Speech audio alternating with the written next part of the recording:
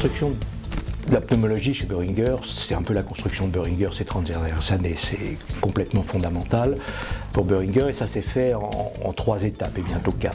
Boehringer a très vite identifié la BPCO, maladie pratiquement pas diagnostiquée, donc pas traitée et de toute façon avec peu de traitement. Le produit phare qu'en est sorti à l'époque, ça a été le Surbron.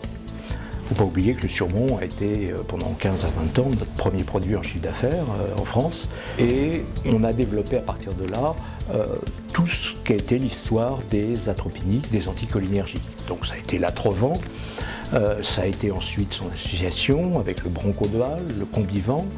Et puis il y a eu une 3e phase, il y a à peu près un peu plus de 15 ans, où là on s'est dit, bon ok, on traite les symptômes aigus, on traite la bronchoconstriction, mais est-ce qu'on peut traiter plus avant, de manière plus de fond, la pathologie? Et la connaissance qu'on avait de la réceptologie, de la physiopathologie de la maladie a permis de déboucher sur un produit qui a été et qui est aujourd'hui le Spiriva.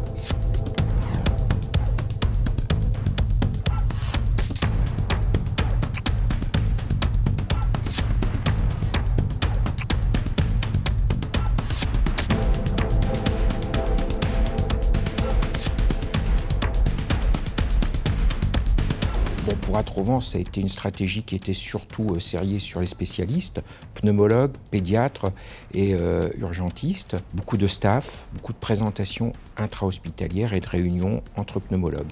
Un appui important qui était le congrès de pneumologie, le CPLF.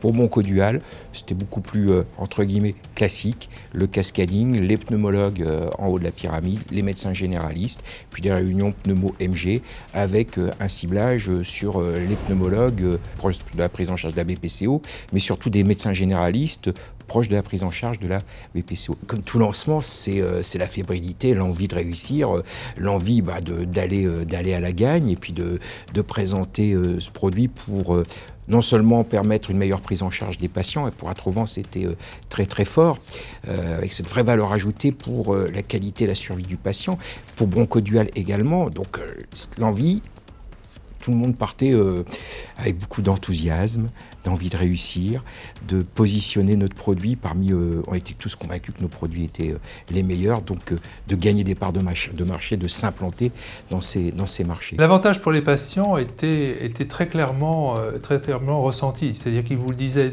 tout de suite, lorsque je prends ce médicament combinant, surtout les combinaisons, à la fois des bêta-2 sympathomimétiques et des anticholinergiques, c'est qu'ils avaient une action immédiate par l'effet des bêta-2 sympathomimétiques, puis une action qui se faisait un tout petit peu plus de façon un peu plus décalée par les anticholinergiques qui se prolongeaient. Et c'est vrai que ça a été une petite révolution pour nos patients parce qu'avec un seul médicament, ils avaient des produits plus efficaces avec une bronchodilatation plus importante.